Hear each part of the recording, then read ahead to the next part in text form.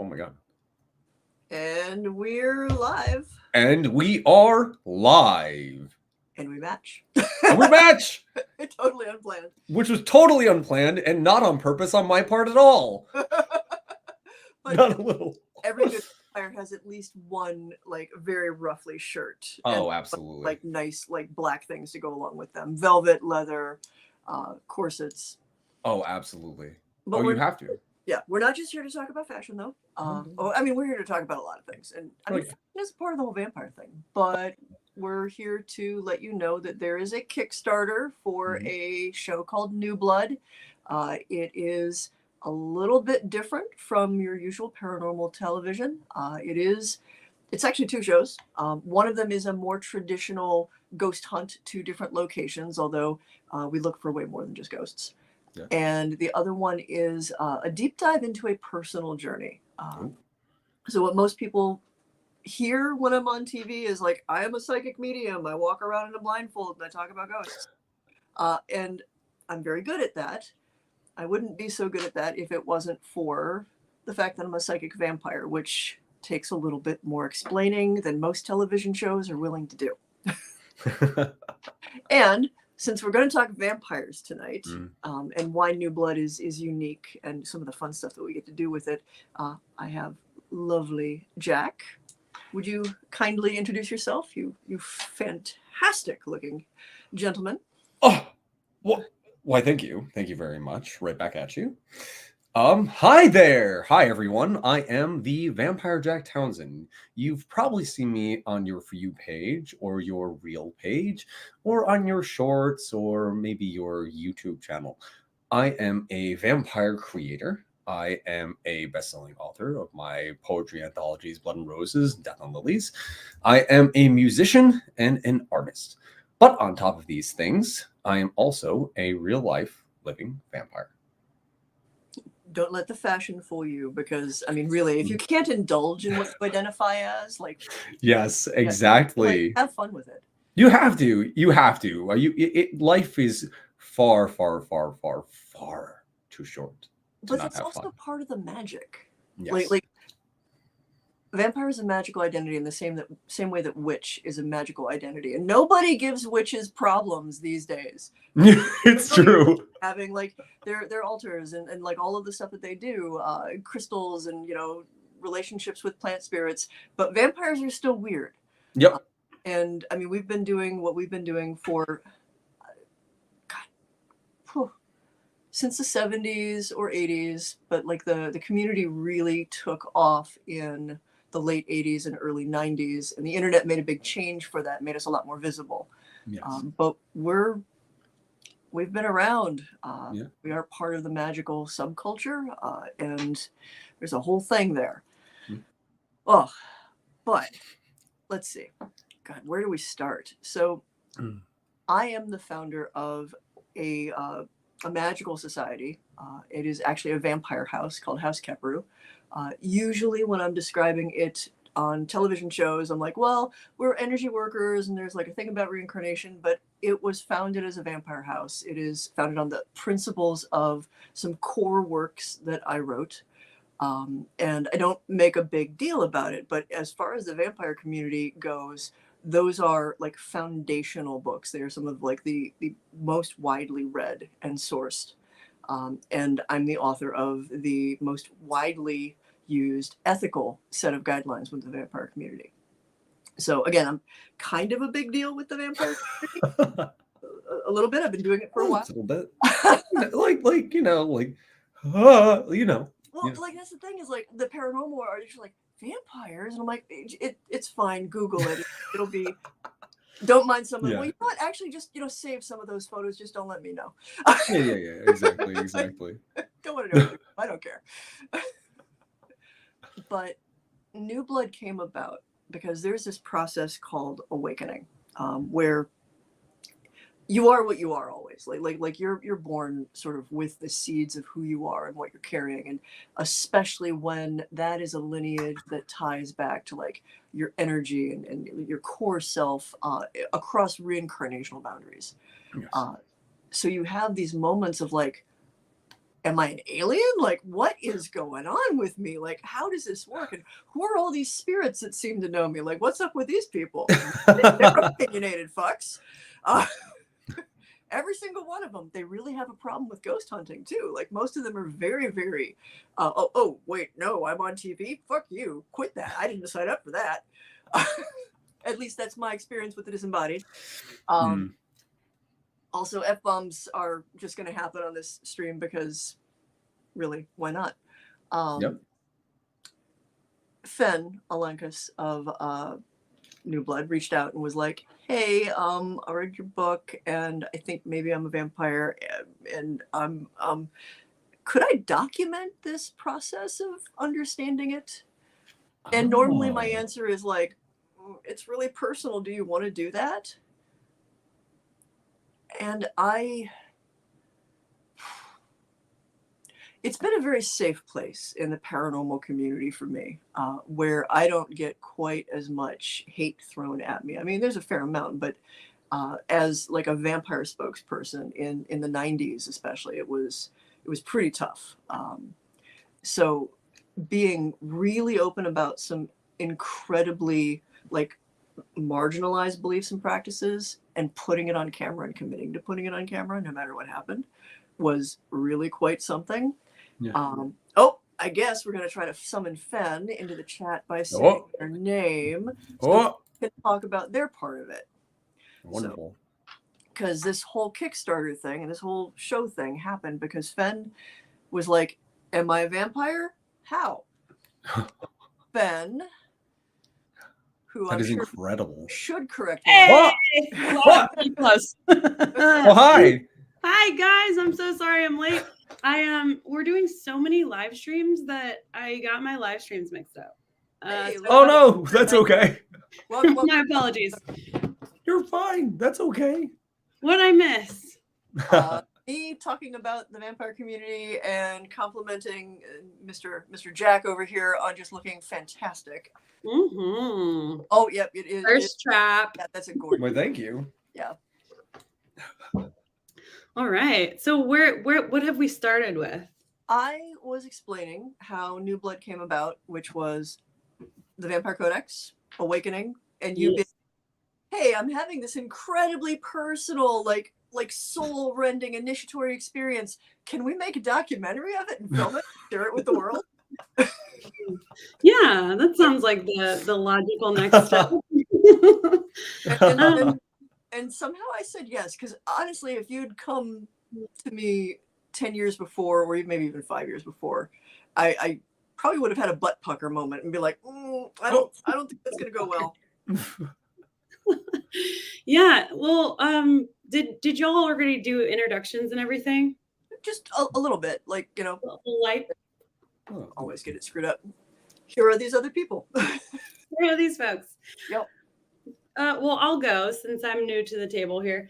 So for those tuning in, I'm Fen Alankus, and I'm a filmmaker and paranormal investigator, also host of Follow the Woo podcast. And yeah, I'm the one, I guess, who had sort of the, what do we call it? Like the beginning of the awakening, the initiatory moment that launched us to where we are now, and creating this Kickstarter. And like all of the synchronicities that have unfolded since that first conversation that I had with you, Michelle, on the podcast, which was like 2 years ago now, something like that.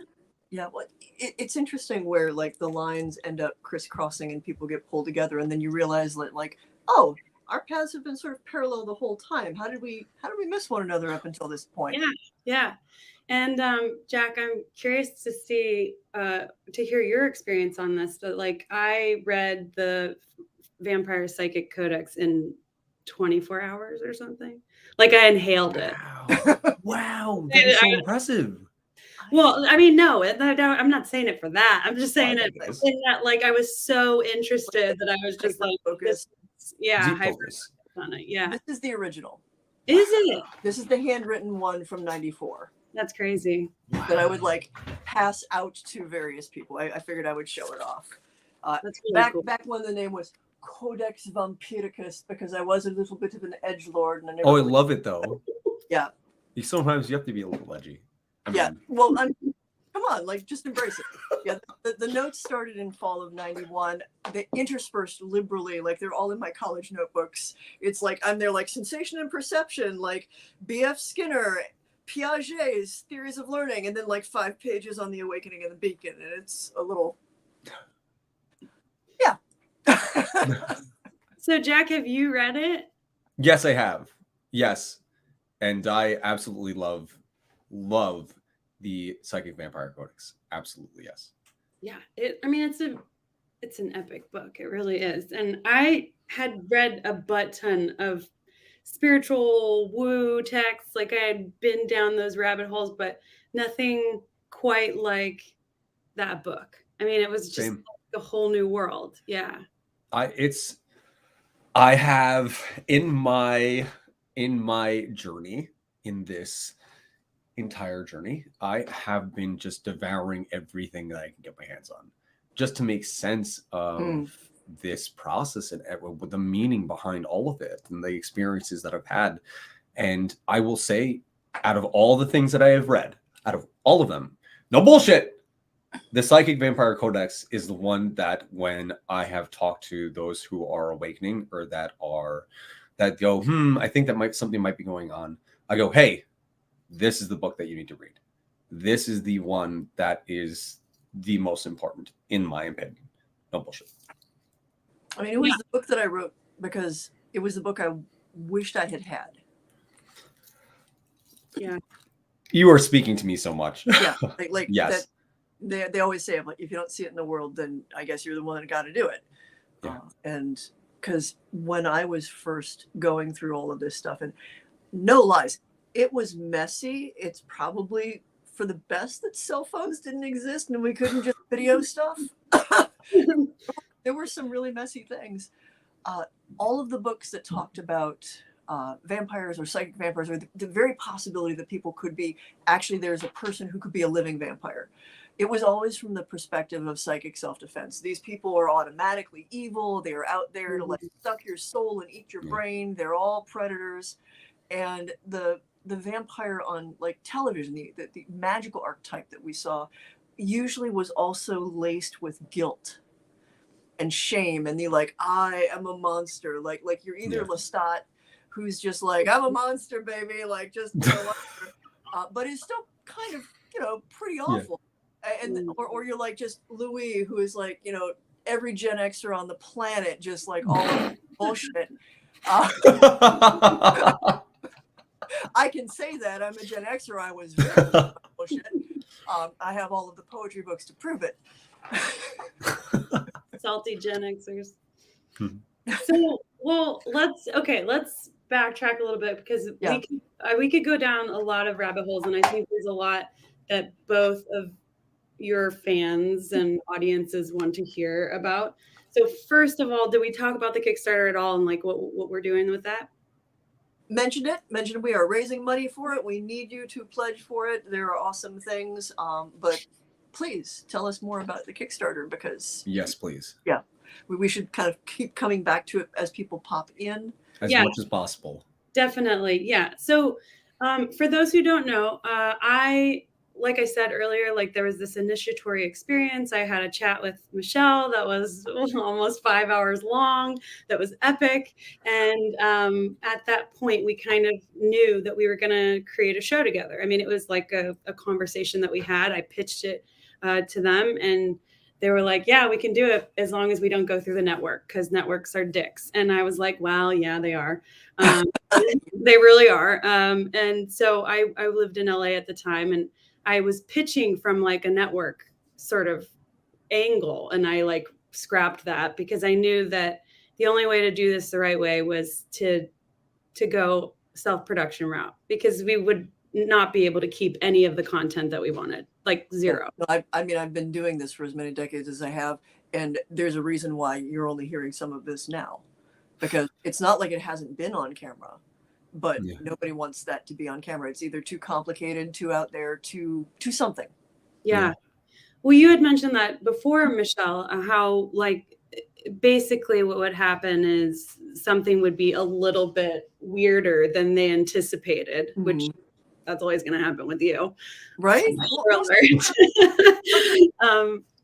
It's not just like walk into a house and talk to a ghost. Like, yeah. And I mean, basically you said they would just be like, no, that's too much. Like the viewers can't handle it, or it doesn't like line up with the original intent of the show, or whatever. It doesn't fit our story. Like it doesn't fit our theme. Like there's a lot of things where it's like, but this is what happened. Like this is supposed to be documentary style TV. Like document it maybe. Like maybe you would think like, hey, that's an idea. Come on. Yeah, and that's something that comes up a lot when we talk about this, is that like especially the paranormal shows are so factioned, and even the paranormal groups, right? Like vampires only talk about vampires, and ghost people only talk about ghosts, and cryptid people are like soup or just only cryptids. And it's a lot of what we're doing with the show that we are working on now, that we need your help to make happen, is oh fuck, I forgot my train of thought. It's like intersectionality. Like it is the intersection of that's it. All of these things. Like it's not just that we've got a diverse cast, and it's not only that we're like taking multiple perspectives. Like a lot of the television shows right now take a pretty westernized Christian European approach to a lot of demons. Yeah, where it's either your nice grandma, and if it's not a person, obviously it's a demon, and it needs to be like, exercised. Yeah, with holy water. Yeah, exactly. Like that's spot on. Like they're all full on, and they're like, old priest, young priest, LARP, and it's more complicated than that. Yeah. So thank you for. I just got done with work, and my brain is fried. Also, you were modeling the fact that some of us are very, very vampiric in our look, and some of us are a little like have hit 50 and comfortable. I feel like that's a magazine. And some are soccer moms, and some are, just whatever. Like it's an identity like any other. It has many faces and shapes. Yeah. So that's the general scoop of the show. There are two shows that we're funding. The one is more the vampiric route, which is where we kind of start, and I imagine we will always have that be like the touchstone of that series. But it doesn't just stick with vampires. We're already like leaning into other entities. I'm not allowed to say which ones. We are in like pre-production for season 2 of that show.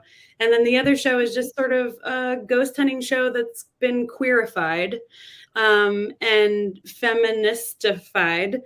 And also, we're not just investigating ghosts. It's about that intersectional lens. So everything from UFOs to ghosts to cryptids, whatever, you name it, we're game to figure out what it is, or try and definitely to try to make contact. So a bunch of marginalized people exploring what's beyond the bounds. Yeah. Amazing. So much. It's amazing. it's I just want to say something. It's been needed. It's been so needed. Yeah. And I love the idea of making paranormal queer again.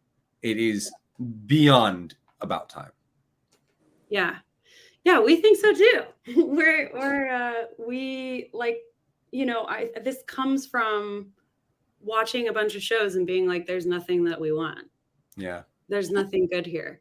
So I think that when you see, and this is for everybody watching for sure, like if you can't, like you, Michelle, like if you don't have it available to you, you fucking write it or make it yourself.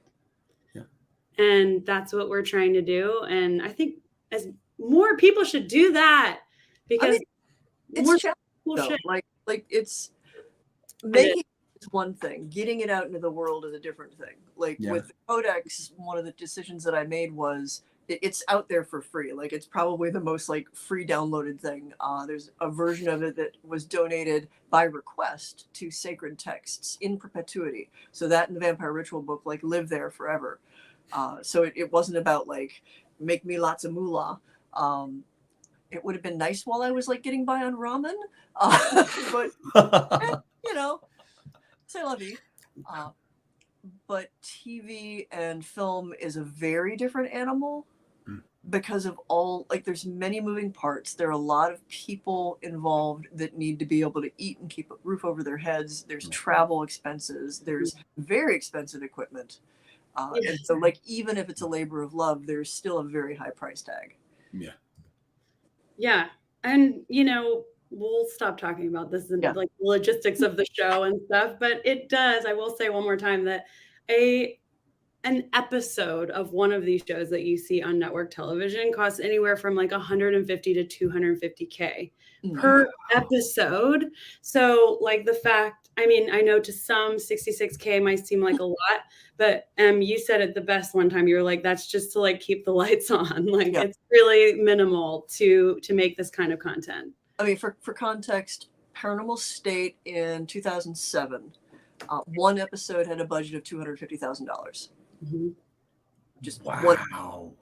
Yeah. Hello. Do the episodes change up, leaning some into the vampiric in one, then into the witchy, and here in the next one? Ooh. It's a real good question. That's a good question. What would you say, Em? So what I'll say with the New Blood one specifically is you can't really untangle the witchy aspect and the magic aspect of the ritual and the spirit speaker and the necromancy. There's necromancy and everything else. Like it's sort of the whole ball of wax all the time. So a good deal of New Blood is exploring how nothing is that simple. Any word that we use, vampire, ghost, spirit, nothing is as simple as we think. So I would say that every episode is going to embrace like all of the intersections.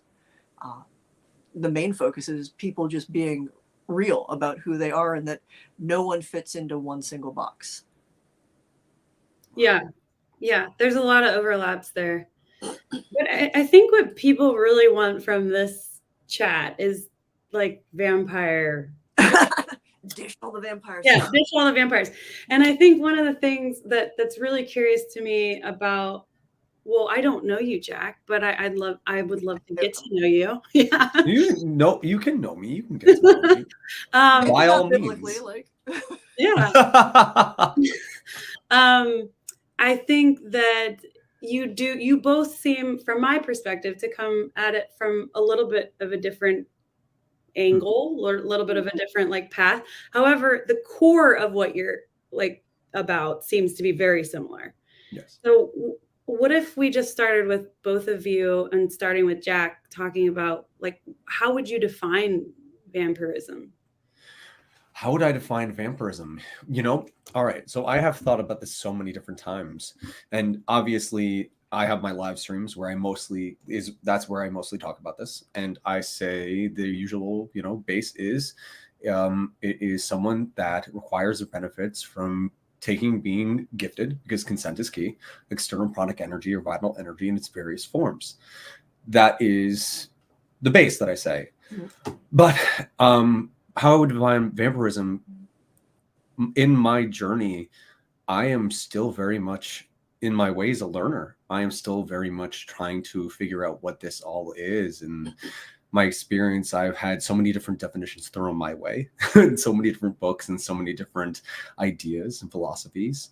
But the one that I would say most that I feel what is vampirism is someone who has and understands their purpose through their an awakening, and has in my opinion, a reincarnation experience where they are meant to, during their cycle, piece together puzzles from the past to figure out what they are meant to do with their current cycle or life. And that's how I would define it. Just to piggyback off of that, when did you feel like you started identifying that way? Okay, so I had my awakening when I was very young. I had my awakening when I was 7 years old. 7? And yeah. 7? Yeah. Oh, no, that's not. I don't feel weird now. Yeah. I was vamping kids in first grade, and Yeah. I invented the whole game Vampire Tag just so I could feed off of kids. I was very confused. I did not know what was going on. I knew what it was, but there were so many moments of denial. There were so many moments of, no, this is something else. And I thought it was really interesting. At first, I thought it was an alien, straight up. I was like, I'm an alien. This is. I had one kid that knew what was going on, and we would kind of like try to theorize as kids do, and all right, well, we can figure this out. But as time went on, that word in the back of my head, vampire, that imagery just kept on coming back over and over. And as my awakening continued, I was getting these kind of flashes of memories, as well as these instincts and spiritual things happening around me very often. I didn't have much access to the internet or anything like that. So when I was about 14, 15, I was in boarding school, and it was my first time that I had like my hands on my own laptop. And I finally got to kind of like, as you do. And that was when I finally started figuring out that there were more people like me, that I wasn't alone. And while I didn't know any other vampires personally, that was when I was like, well, shit, this has a lot more validity than I thought. And that was the moment. Wow. That sounds really familiar. Like really. Yeah. I was going to say, you have to tell yours now. Well, so like you, there was like, there's two minds. The part of you that like always knew and always was, and was just like, why is this so hard? But then there's a part of you that like lives this life and is like, I was promised things that made sense. Like it's supposed to be like science or something. Like what is even going on? And like you, I did bounce. I was like, fairy, changeling, alien, mutant. I don't know. But there was the word that I hit on first, and the one that I kept coming back to for a number of reasons. Everybody's always like, well, how is vampire different from witch? And why was it necessary to sort of like create and a hive off of the witchcraft and magical movement, the whole vampire thing? And it's the immortality. So I don't believe that I am literally physically immortal. I know some people who know my actual age will argue differently, but you do. But the immortality to me is serial immortality over reincarnational stuff. Like there is a reincarnational tie that we hold on to a sense of self in a way that is unusual from what I know from most other people. Some folks would find it to be dysfunctional because you're carrying around a whole lot of baggage. I mean, you get enough baggage in this life. But like having, those past selves, like just be there being like, we've done this before, like here's this thing. For me, it was the zine culture that happened in the late 80s and early 90s of the punk, industrial, and gothic communities. And through the pen pal networks that happened behind that with like the Vampire Information Exchange Network and my own like International Society of Vampires, which existed before House Keperu, found that, again, it was not only me. Like I wasn't the only person who kept coming back to this touchstone word that both did and did not make sense. For me, the definition of vampire is a person, and you've heard me repeat it almost verbatim because it's the question I get asked on every radio interview, podcast, and TV thing. A vampire is a person who needs to regularly and actively take human vital energy in order to maintain their mental, physical, and emotional well-being.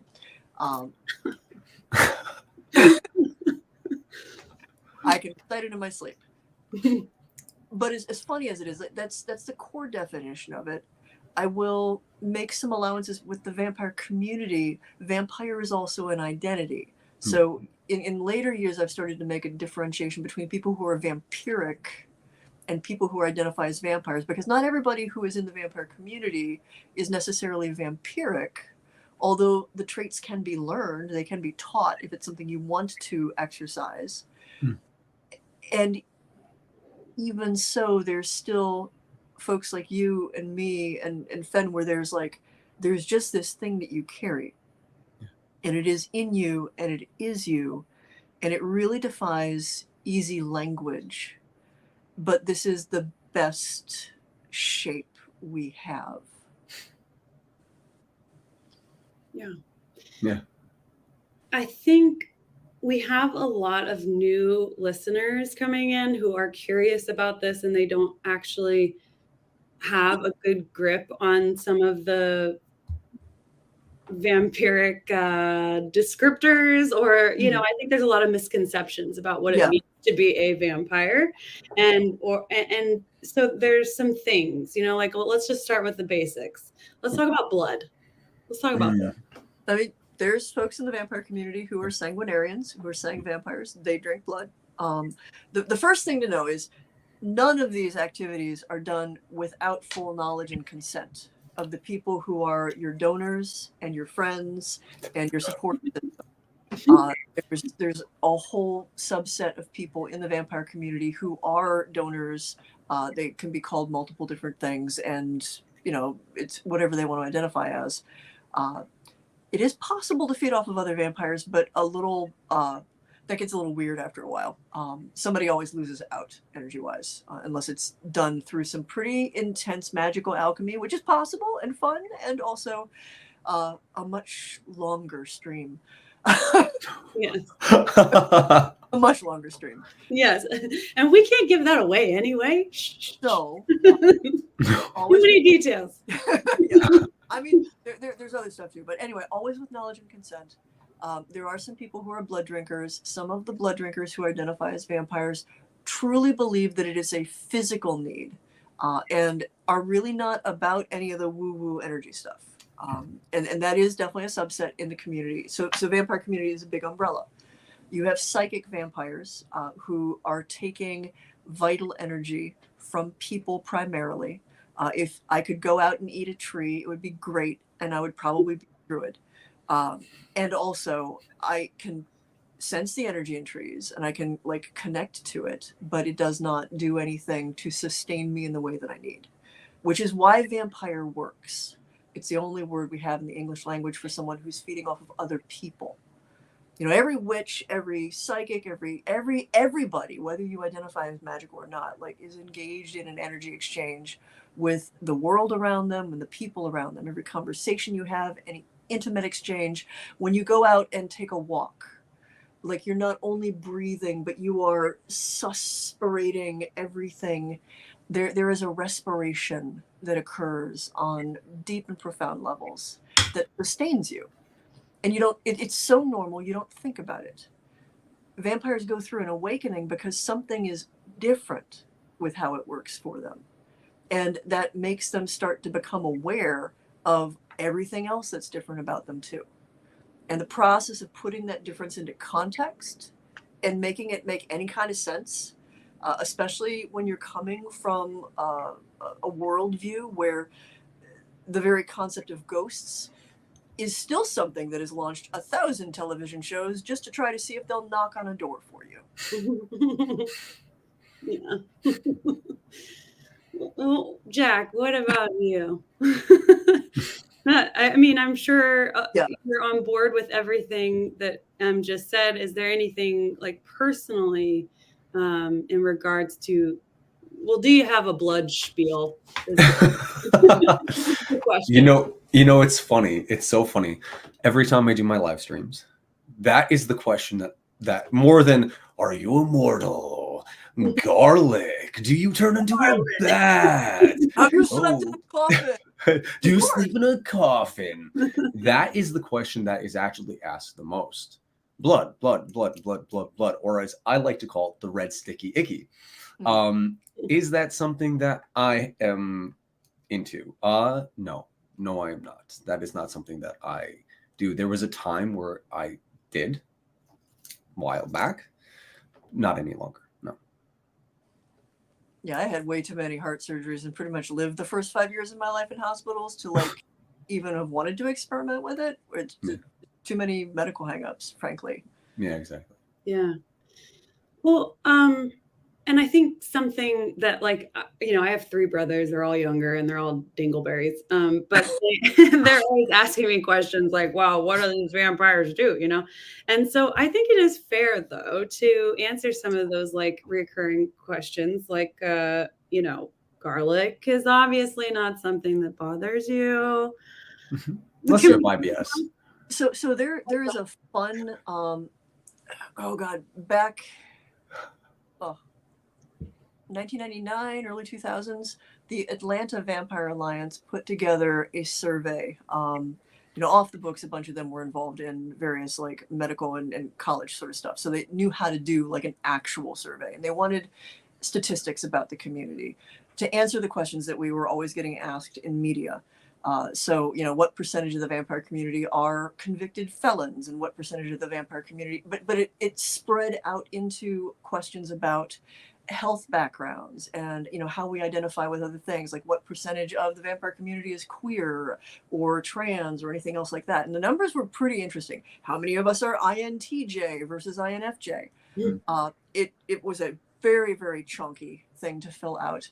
And interestingly, the qualities that we have in common, there are some people who are allergic to garlic, and that was one of their things of like, okay, well, this is a food sensitivity that some folks who identify as vampires and who are also vampiric have. Not everybody. I think it, you know, just as likely that you're going to have a vampire who is lactose intolerant. Jack, you got anything on that? You know, actually, on that topic, I always get asked in my lives, like I said, garlic. I actually do have IBS, and as much as I love garlic, as much as I think garlic is delicious, I actually can't eat it that often. I can't. And I always, whenever someone says that, I'm always just kind of in the back of my head, like, God damn it. And I always go, I'm like, yeah, garlic's great. I love garlic all the time. Pizza, garlic bread, absolutely. In the back, I'm like, God, I miss garlic. I really can't eat it that often. I really can't. One of the things that a lot of the folks in the community tend to have a whole lot of food sensitivities, like a lot of allergies, like a lot of like, this planet is just trying to kill me sort of level the things. That's my life. Yeah, like that is a thing that everybody has in common, and most of us are like, but why? Like why is that a thing? Let us eat things. Come on, we just want to be here. I mean, you want to drive me out of a room? Wash your clothes with Tide, because apparently that will like about put me in the hospital with anaphylaxis. That's fun, like fragrances and stuff. Just so many weird sensitivities. Still don't know like why. Like, is there an actual physical syndrome that we are mistakenly identifying as vampirism and have found a way to proactively self-heal? I mean, maybe. Yeah, I haven't actually. Everybody who knows, like, this is as bright as my space gets. Yeah. I'm really, really light sensitive and really sun sensitive and really heat sensitive. And the only thing my doctor ever said was when I mentioned that I was heat sensitive and she heard about the open heart surgery, she's like, oh, well, that makes sense. And then she just kind of like toddled off. And I'm like, this has been a defining factor in my life. Could you please explain to me why open heart surgery equals I pass out in the heat? Be nice. Oh, no. I will say real quick to the people who are in this watching in the audience, you have 2 really fascinating vampires. Feel free to ask questions. You know, feel free to ask all the questions. I would say we don't bite, but I mean, well, unless asked. Yeah. The question I keep getting asked is how to protect yourself against a non-consensual psychic vampire. That's a great question. That's an interesting question. Well, because there are ones out there, and I mean, no lie, there are some groups and stuff that teach people how to do that, and that's sort of like their whole. All of the same techniques that you would use for psychic self-defense. I mean, first of all, like, have good boundaries, like have a good sense of like what you feel like when things are normal and hunky-dory in your environment, so that you can tell if something is bothering you energetically. here's what I usually tell people. First, if you feel like something is attacking you, step out of the room that you're in or the building that you're in.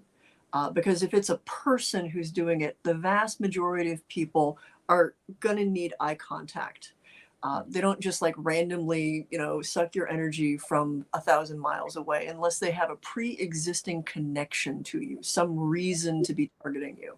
Yeah. So most things like that are going to be like somebody that you just talked to within the past 10, 15 minutes. Remove yourself from the location. If you can, like nip into a bathroom where you have like a little bit of controlled space and you can work on getting your boundaries back in, settling yourself down, like whatever you're feeling, making sure you're not actually having like a panic attack or any other sort of health emergency. Run your hands under cool water to help like get yourself grounded in your body. And then go through the steps of grounding, centering, and shielding. So that like running your hands under cold water is one of the ways to like get yourself grounded back in your body. So you have a good sense of like where you begin and end and where anything coming at you from outside of you is, now you have a boundary. Centering, find your still space, find your foundation where you feel your place of strength is, and remind yourself that you have that and that you're not a victim. And then from there, extend that sense of your boundary and your strength, whether you visualize that as fire or a ball of white light or building a brick structure. Surround yourself with protection. And if you are someone who doesn't feel comfortable protecting yourself, you for some reason, like you're just a little too overwhelmed, and you work with higher powers or spirits or ancestors, ask for help. Never hurts. Yeah, well said. And it's nice to have more than one, technique too. And there's a whole, we go into like psychic vampirism, or I guess what we're talking about is like somebody who a non-consensual, somewhat in the show as well. And I think it's really interesting, the difference. I mean, it's remarkable, really. Yeah, but Jack, go ahead. You want to read that one? The question is, yeah, you read it. Oh, okay. Jack, do you identify with any of the 3 paths in the Vampire Codex? On this journey, that has been a question that I have been really trying to figure out myself. One day I'll be like, well, I'm more towards being a warrior. I'm more towards that. I have to think about why am I going towards that? And then there are days where I feel more of a priest. If there were any that I would identify most with, in all honesty, I would say more of what I feel would be a priest. But I'm still very much trying to figure that out. I'm still very much trying to, I never want to just jump and be like, okay, well, this looks good. Let me jump at it. Let me go. I want to make sure that I'm absorbing everything that I can first before I make any decision like that. I think that's so, so important, because I want to make sure that if I feel that or identify as that I'm correct, so that way I can do the things I need to do from that point on. Let me give people some context with that. I was just going to ask that. Yeah. So when I started writing this seminal text, one thing I'd noticed is there were different ways vampirism manifested in different people. Like not everybody was exactly the same way. It wasn't like, cookie cutter.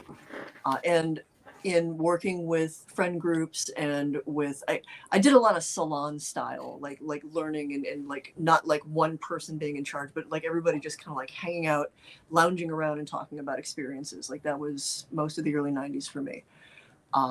And actually, in fact, there's a obscure goth book called The Gothic Rainbow that fictionalizes all of us because we would congregate outside of a coffee shop in Coventry in Cleveland. It was very weird finding our little vampire coven turned into like a weird super secret society. All of us trying to figure ourselves out. So I boiled it down into broadly 3 different types. I originally used the word caste. My background in religious studies and comparative religions shows in some of the language in the codex, the very word codex, in fact. And they are broadly like think of them as personality types. Your vampire astrological sign, more like your vampire Myers-Briggs, really. But the fundamental thing is, how do you relate to energy? How does energy work for you? And the reason why it was important for me to have those three categories people could sort of self-identify with is how you connect to energy and how you move with it and how much you need. Those are questions you need to answer before you do anything else. Like, that's the framework you need to work from. It doesn't mean that you can't do the work traditionally associated with the other ones, but like understanding like how do I function at my most basic level?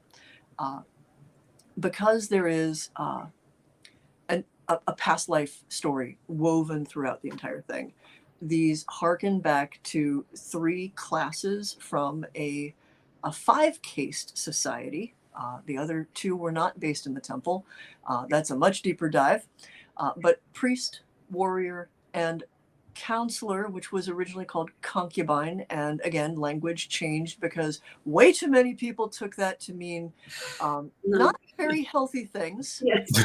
But I mean, that's like sacred concubine, like a different type of priest, really, was the intention. And oh boy, did some people go in very different directions with that. So counselor, priests, one of the Housekeeper members puts it, head, hands, heart.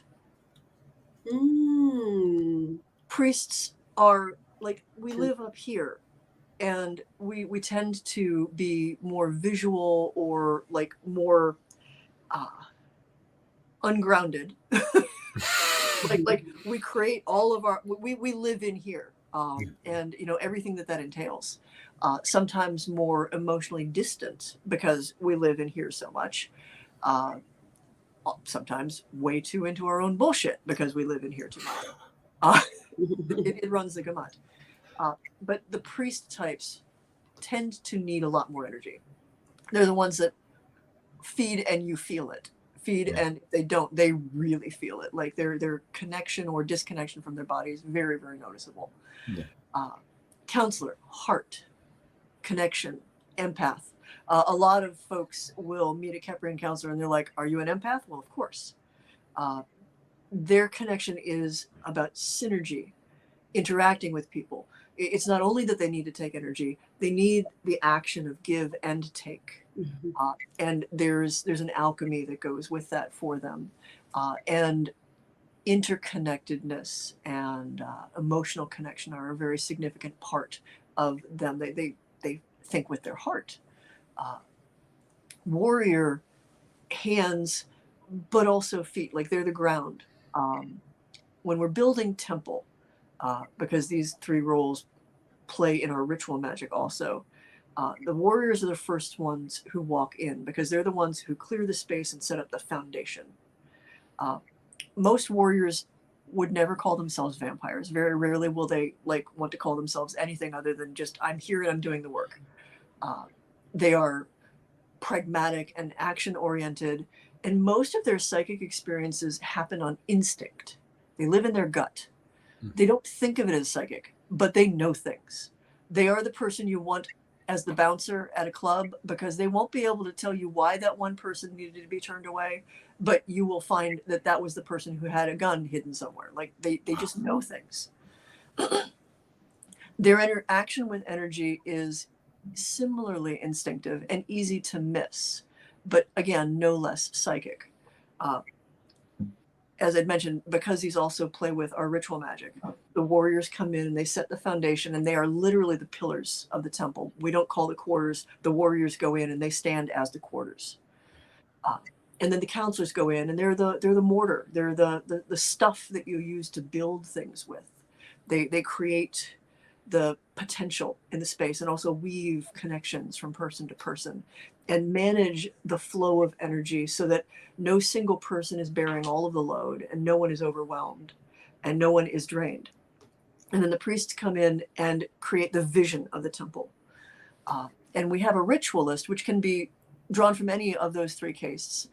Most traditionally priest, only because priests we like talking about stuff.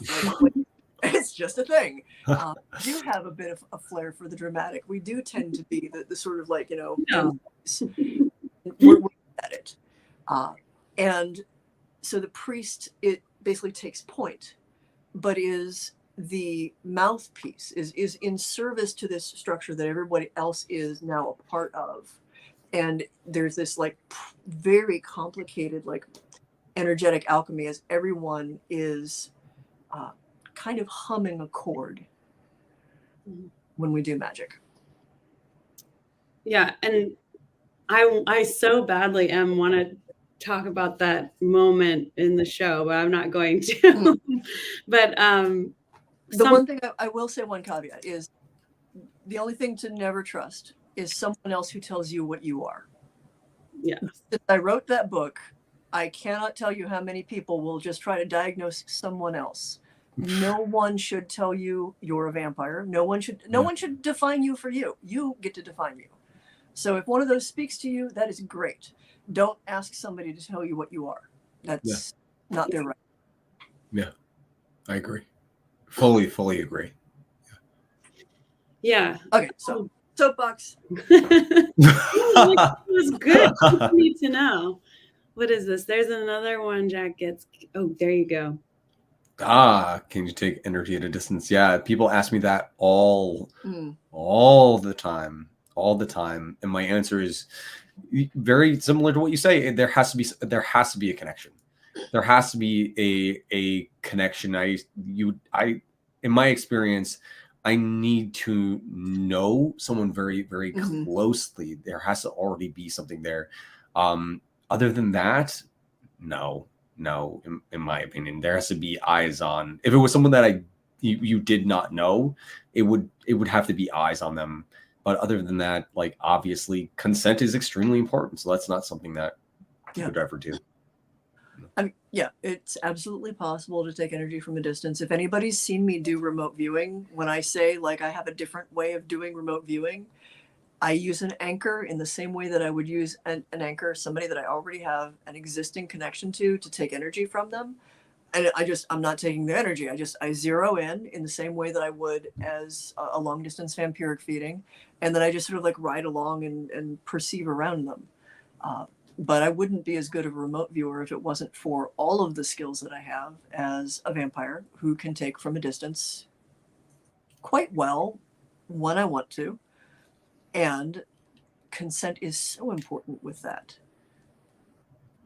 Definitely. I haven't been fed on from a distance, but I have had a vampire do energy work on me from a distance, and I definitely felt it. Okay. So it's for sure possible. But I think they must, well, you know who it is. I'm not allowed to say things, so I have to be careful. But I think that's, there's a way to do that. That's probably the technique that you just mentioned. Yeah. Well, it's scary to think that people can do energy work at a distance. And it's not like poof magic just because somebody wants to do it, it works. Like there are mechanics to it. And having a pre-existing, like a connection, a link that you can follow from person to person. You can willingly create links between one another. You can have like an item that like you help to focus. You can create a sigil to help you focus on a person. But I mean, really at the end of the day, it's just that space inside of you that knows the person. Their feel, like beyond their name. And if you hold that in you, you can follow that to them, to support them, to help them, to see them, to take energy from them, to give them energy. But that pathway. I got a question. Someone asked me this the other day, and I think this is somebody else is thinking this for sure. So when I've talked to certain people about these projects, they've said things like, well, I don't want to be around these vampires because they're going to suck my energy, and I already am super sensitive, and I don't want them to like drain me, And well, Jack, I want to hear from you first on this because I know M's response, and I want you to chime in after. But how do you feel about that question? Like, what would you say? Is feeding intrinsically negative?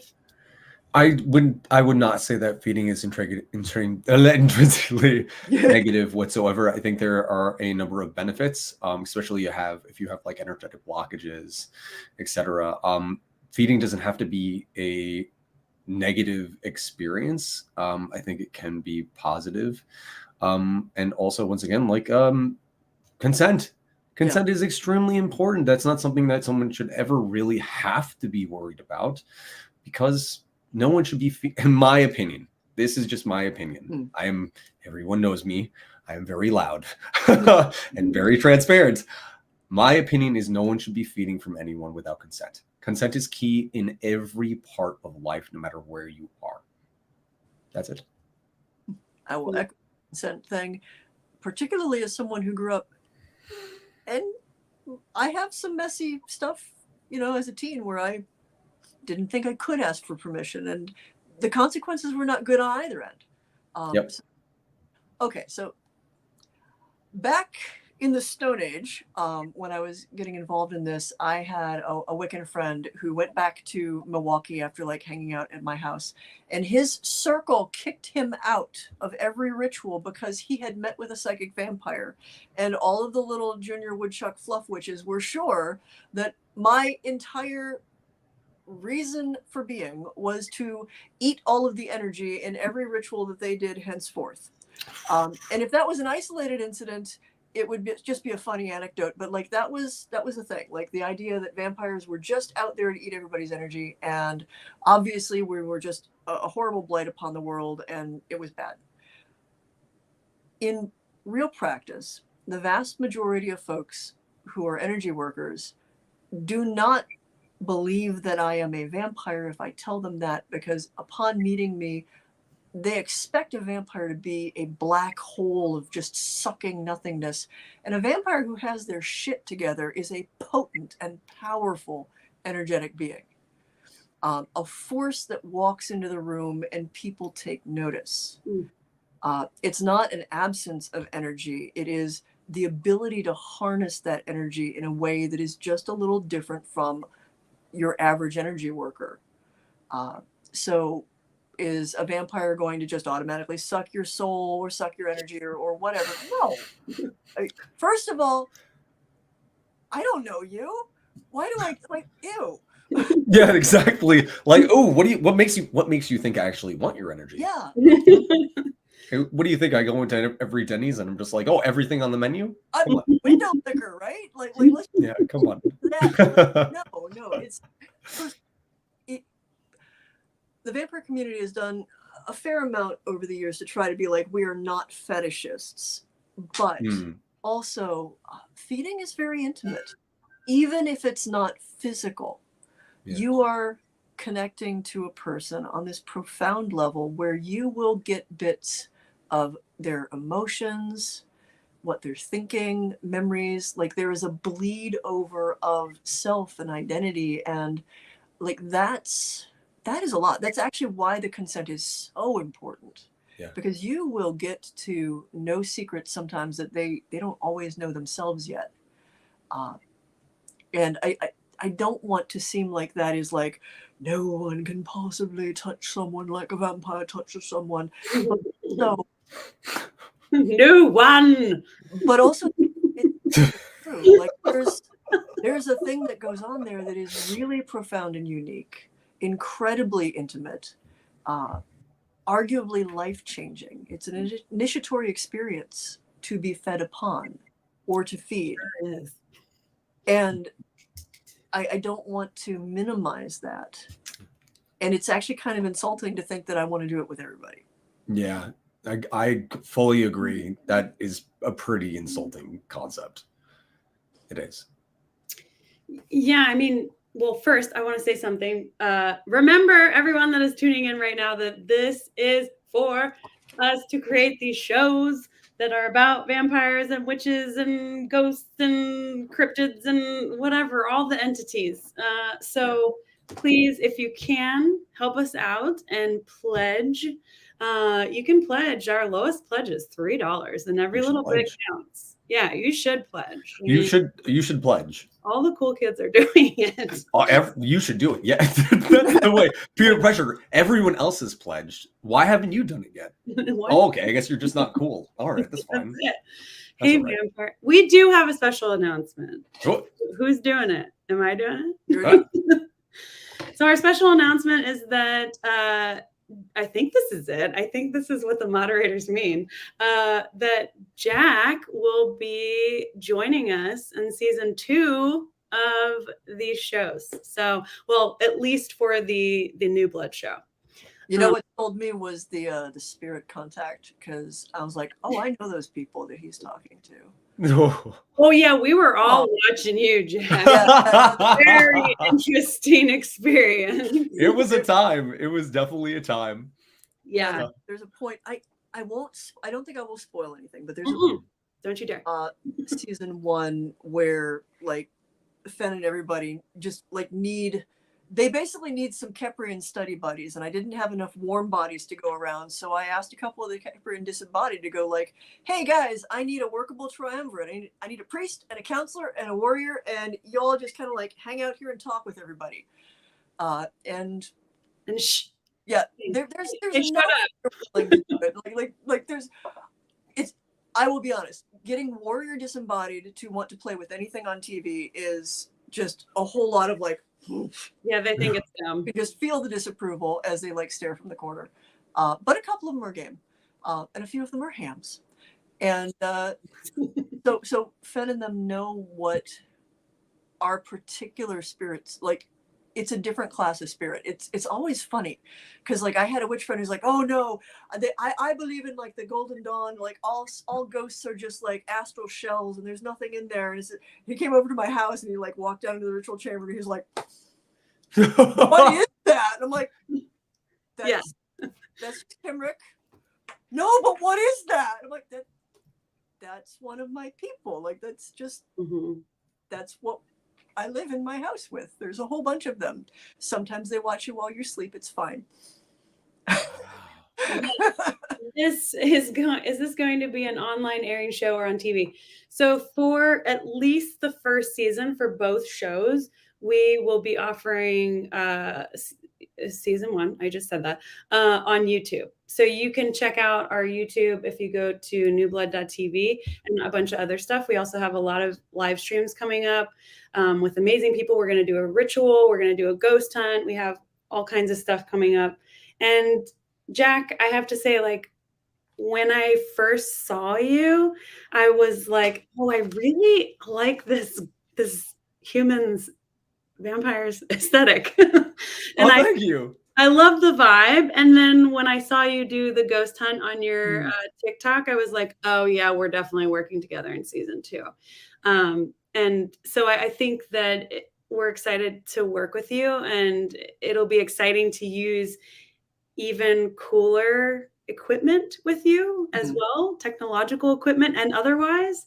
So yeah, we're pumped. I already want to just like send a couple of people and like maybe give you a name or a sigil and just sort of see what happens. And if you like, the other two, go, please. Yeah. Okay. I'm so down.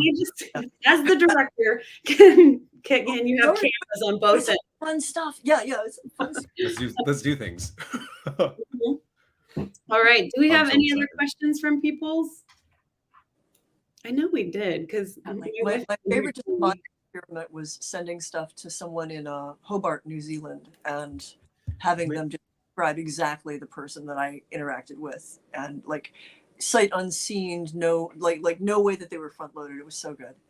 Could I for a moment ask? I need to use the restroom for a moment. No.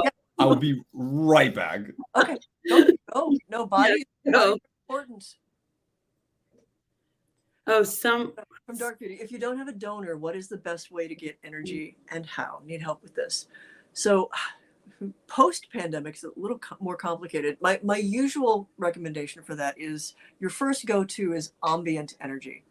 If there is a place where there is a crowd that has a type of like an emotional flavor that like appeals to you. So if you're like a concert goer, if you're a club goer, if you go to sports bars, if as a kid, this is also very telling of my age, I would go to the mall and like walk around the mall with like all of the people in the mall and not take directly from any individual person. That's why it's ambient energy.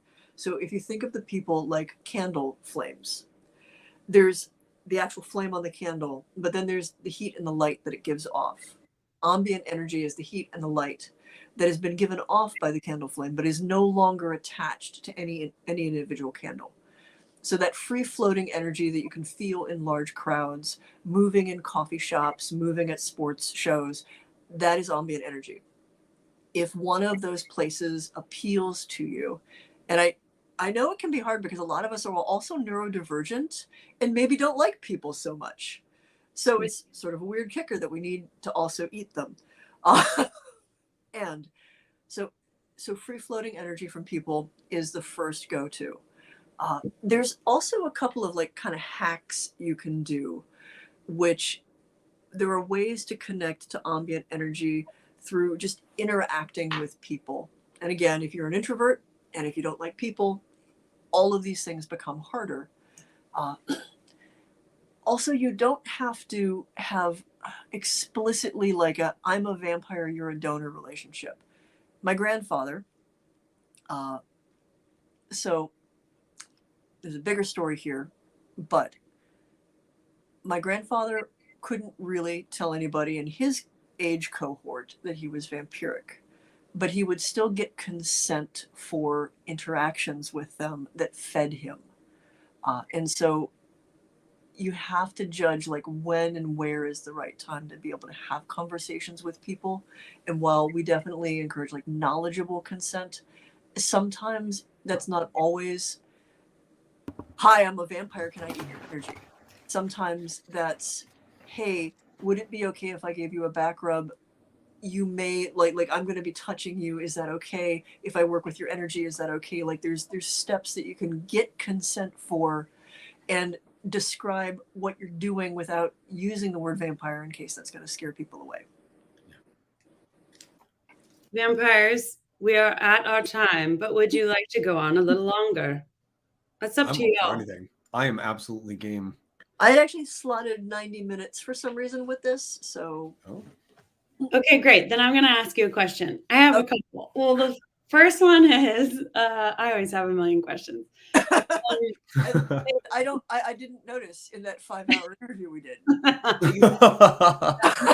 parents always make fun of me because I enter every room with, guys, I have a question. And they're like, no, really? That's the best way to be, though. Yes. Inquisitive is important. I'd rather you ask the question than just like, So what's the question? Okay, first one. So we talked a little bit before about how it was like mildly insulting for people to think that you wanted to eat all of the energy out in all the land.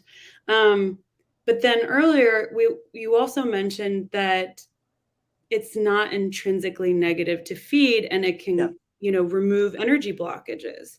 So I guess the question from both of those pieces of information is negative energy tasty? Like, can it be? And I use the word tasty, however you want to use it. But can something that's blocked in somebody else that's negative to them be nourishing and like good sustenance for you? That's a great question. It depends on the person. I should say it depends on the vampire, and it depends on the person, and it depends on the situation. I found that one section that got cut from the Vampire Codex in the Wiser edition that I think is still up in the Sacred Text one is there's basically like a vampire gourmet guide almost, like just flavors of energy. Because okay, I love this.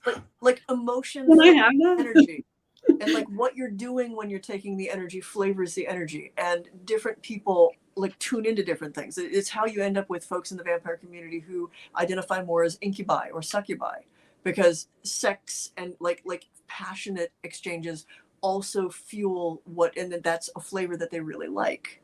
There are some people who, I'm a top in the BDSM kink scene because I love fear.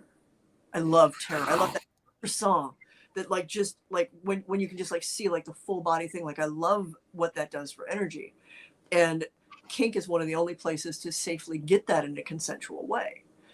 So it will depend. I know some people who like to chew through like people's like trauma and whatnot, but that's not for everybody. And you may find yourself drawn to or resonating with different emotional states and understand like emotions and memory and like just how a person works with their energy creates a flavor, for lack of a better term. Jack? Wow, that's I fully I fully I love it. No. Some of those things I had never even thought of. But yeah, I from my personal experience, yeah, there's times where negative energy isn't necessarily bad or not tasty or not useful. What I've noticed is, for me at least, in my experience, the amount, and the where it is coming from, I've noticed. Like, if there's like how do we describe this? If there is a certain day where a donor or someone is having like a very, very hard situation, maybe trauma especially, right? I honestly will be overstimulated. That's what I'll notice. I if it's too much negative energy, I will kind of be just like, oh my God. And I will actually have to ground. I'll have to release what I can, because it has just sent me into an overstimulation. But other than that, usually it's not something that is too detrimental. There's a neat thing that I'm actually curious if this is something. So my friend Laurel K. Hamilton, and also if Laurel, you see this, hello, Jean-Claude, right there. Like, there's your Jean-Claude. That's what I've been saying. like absolutely the hair. Like, she would love your hair. Thank you. We bonded over the fact that well-meaning fans, if they hear that like she had like a sports injury or something, they would like try to send her Reiki energy and whatnot. And people sending her energy makes her sick. Like, it does not set well. And I've met and am people trying to push energy at me has a very different effect than me actively taking the energy. So Reiki, yeah, like there's something about that. So like I've had plenty of like I've got my Reiki 3. I got it out of curiosity just to be like, okay, well, here's a different energetic. But like having someone try to like push energy in me to do an energy healing, like I have to like actively sit there and be like, I'm letting it happen, but like it's that top energy. Yeah. So like all these well-meaning people tossing energy at you, being somebody who's a very visible person. I knew another vampire who I won't name because he's in the closet about it, but he's very, very visible. He works in television, and doing anything where people are paying attention to him and basically like that energy is thrown at him is exhausting to him. Like it wears him down in a profound way, because he's not the one taking it. And something in the process of actually taking it is what allows us to assimilate it and attune it to our own particular use. So I don't know, there's layers to that, because I'll also have like plenty of like witches and New Agers being like, but there's energy everywhere, so why can't you like surf the energy of the universe and like eat this crystal, it should be fine, like this vampire strange delusion that you have. And I'm like, so also my friend's lactose intolerance is clearly a delusion to you, because there's food everybody should be able to eat, right? Yeah, absolutely. Chug a milkshake.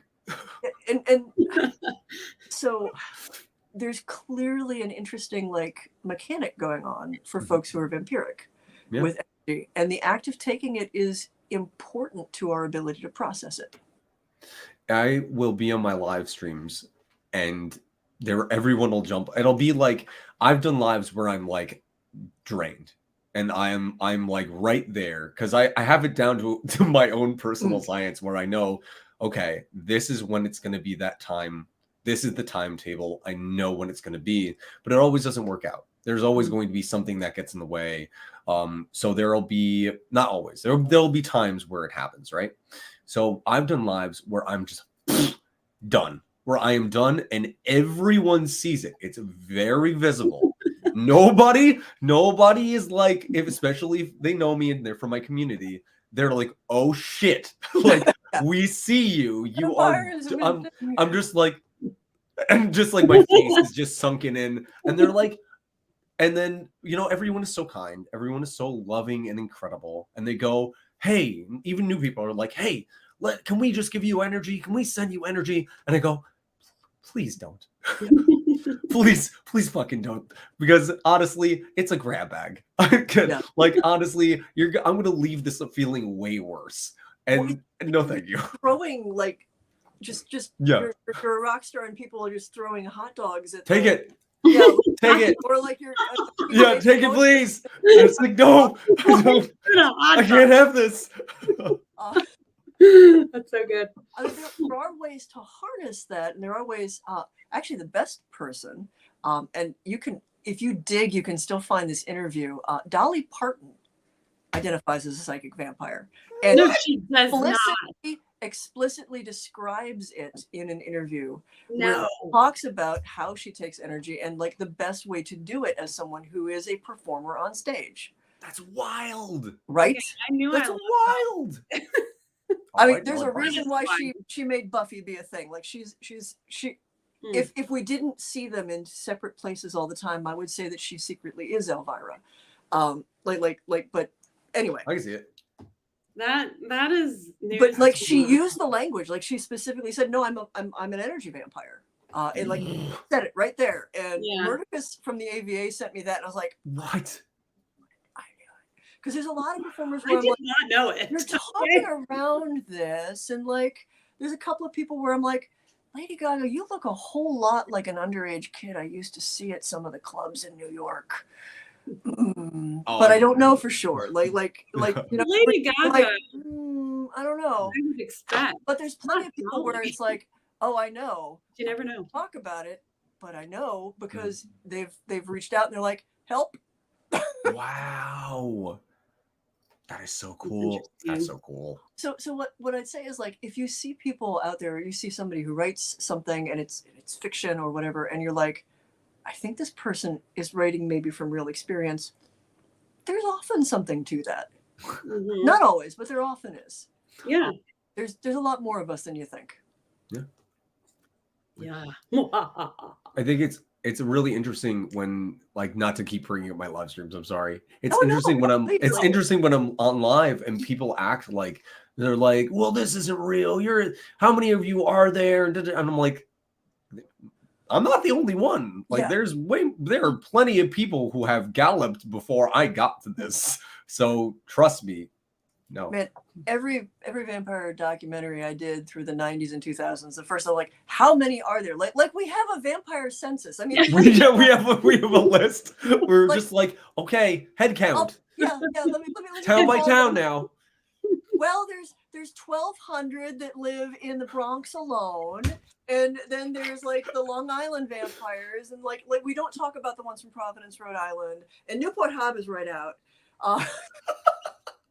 The Kansas City vampires, they don't like to talk to anybody. The Dallas vampires are, well, you know, I mean, like, we don't keep track of that. Like, who has a head count of all the witches?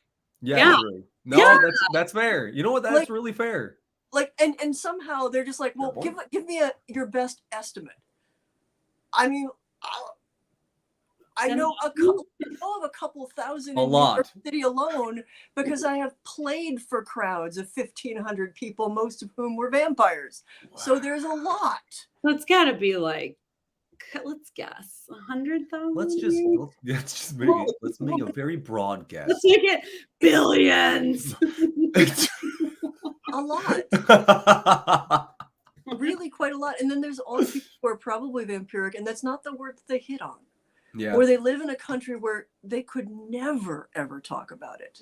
Yeah. I mentioned my grandfather as a good... So I didn't get to meet my maternal grandfather until in my 20s. Long story. And here's this like rangy 6'8" World War II vet who was doing, we're not quite sure what, in France before D-Day. I mean, we can guess. Doing stuff. Doing stuff. He had a bunch of medals Things. for doing things. He was very Yeah. good at the things that he was doing. 6'8", big. Anyway, so you know, the Vampire Codex is coming out with Wiser, and I'd been doing all this stuff, but I was used to most of my Midwest family just assuming that they needed to like pay a lot of money to the church to have them pray for my soul for the rest of my life. And you know, we're sure that I was satanic and all of these things. Not that there's even anything wrong with the Satanists, but it was obviously they weren't going to see poor little Mickey in heaven and oh God. So I sit down with my grandfather, who I have a pretty good relationship with. I'm like, I look like you. Of all of my family, you're pretty cool. Also, I'm going to tell you about this book that you're like, I've been dodging. He's like, my granddaughter's doing a book. I'm very proud. What's the book about? Psychic vampires. And he's like, what's that? So I explain it to him, and he starts crying at the kitchen table in my mom's house. And I'm expecting that it to be like the tears like my great aunt Rita, who is just sure I'm going to hell, and that's the worst thing ever. And he finally like chokes up and says, I'm not the only one. Yeah, there's a name for us. What? Name for us? There's a name for this. And his whole life, like he was what I would label a blue collar occultist. Like he never called it magic, but he knew he could do things. And like he joked about, but he wouldn't talk about the reason my grandmother divorced him and ran him out of her life is his way of getting consent was he did all of his feeding through sexual contact, and monogamy was not on the table for that. And especially because he noticed he would wear people out. Like he did not like to make people sick. And so he had multiple partners. Spoiler, he died in his early 80s, and we had to go through his little black book, and we were able to track down 5 of the people that were his current partners. And he mostly held to my mom's rule of like women not of childbearing years anymore because she didn't want any more siblings, of which we know there's a bunch in France from me. Anyway, he was a very colorful person, very strong personality, but also a vampire. And he's like, can I tell you something? Like, since I met you, like, I think I've known you before. Like I know we're related, but I remember knowing you before. And I was like, oh, well, yeah, you look familiar to me too, but that seemed like a weird thing to talk to my grandfather about. Yeah.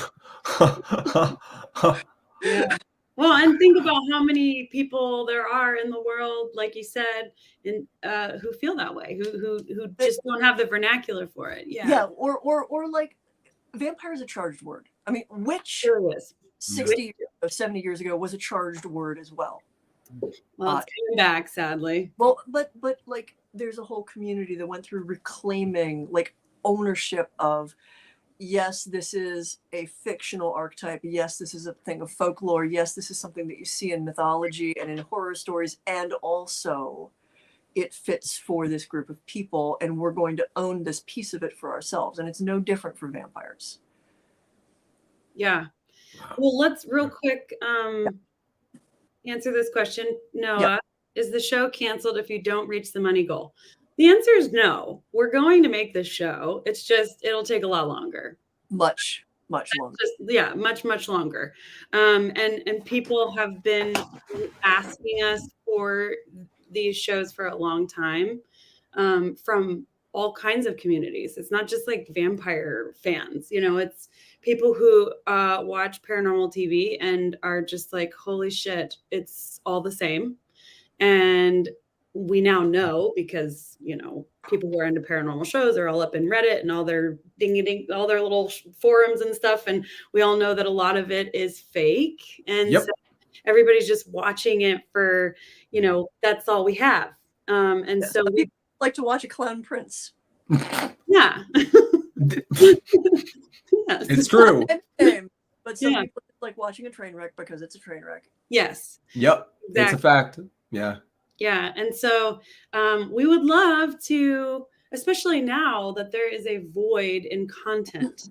There's a huge void in content in general, and that's because of the writer's strike and there are many strikes on the horizon. Yeah, there's a lot going on. There's a lot going on in All Hollywood right now. Yeah, and we're all for writers getting what they deserve, and directors and all the people. And then there's also something going on in the paranormal world specifically, which is, we don't ever say names, but that there's someone who's been canceling a lot of paranormal shows. So that just means there's this giant void, and it's a really good time. We would love to fill that void, at least a little. Obviously, not the whole void. There are lots of other people who are doing their own shows, and hopefully those will be truthful and badass too. I mean, real talk. It's a labor of love. So those of us who are on camera, I mean, I flew people out for a bunch of that stuff, like out of my own pocket. Oh yeah. So we like doing what we were doing, and also the editing and the nuts and bolts and like the actual, there's much harder work to get it to a point where people can watch it. And even if it is a labor of love, it's not fair to ask people to do that for free, which is why we are doing this. And so will we still do it even if we are, working on a shoestring and eating ramen? Yeah. I mean, not going to lie. These are stories we want to tell. And please don't take advantage of that. I mean, networks and stuff like that's actually the whole thing with the writer's strike. It's like, oh, well, they love telling stories, so they'll come back because they can't tell their stories otherwise. Don't ask creators to do stuff for free just because they love to create. That's not a good, that doesn't help anybody. Agreed. Where can you go pledge, Cheyenne? Thank you for asking. You can actually just go to newblood.tv up in the corner.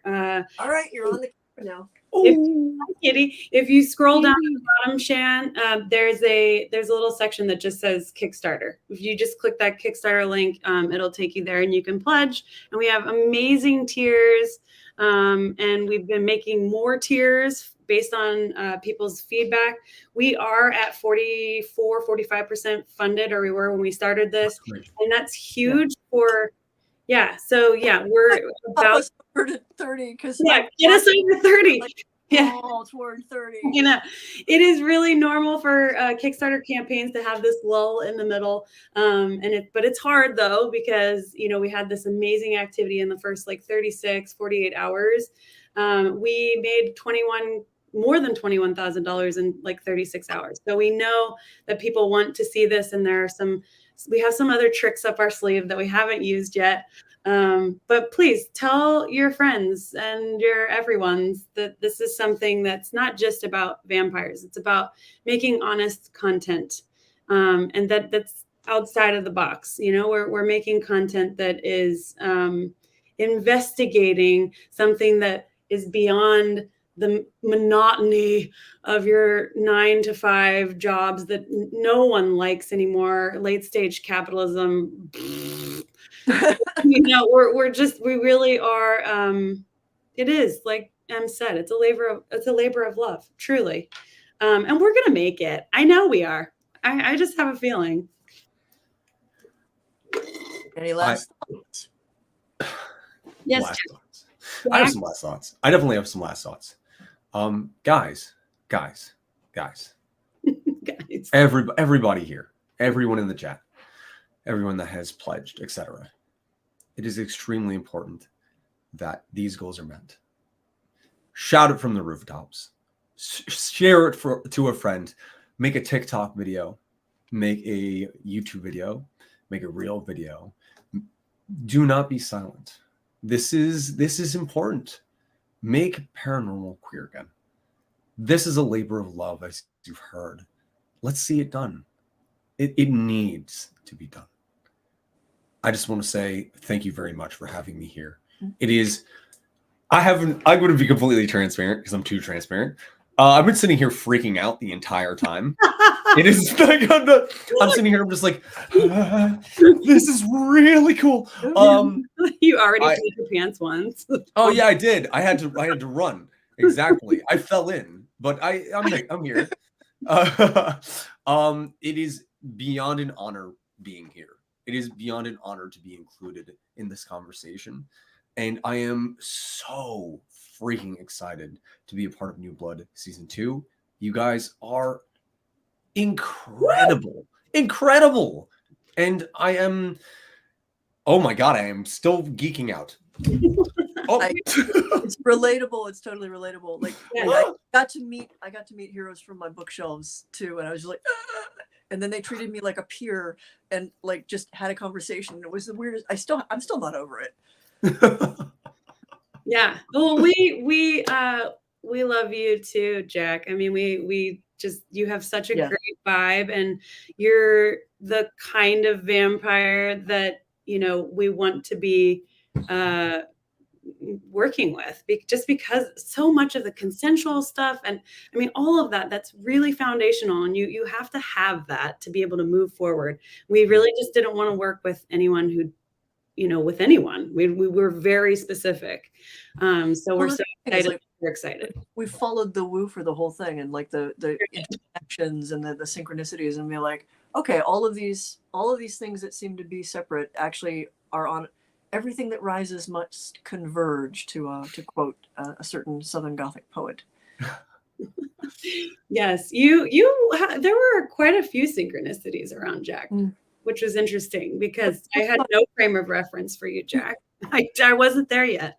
But yeah, now it seems like there's nothing else makes sense. So we're really, really happy to have you. And thank you so much for hanging out with us for an hour and a half and talking about weird shit.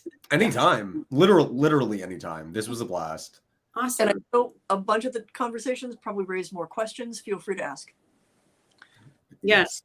Definitely. Wait, did you mean like right now, Em? No, it's 10:31. Yeah, we're done. Like turn stuff Em's off. gonna turn into a pumpkin. No, Okay. I'm going to go play Diablo 4. Yeah. Yes. Wait, that's every day. Goodbye. Absolutely. You pledgers and all you peoples. Bye, guys.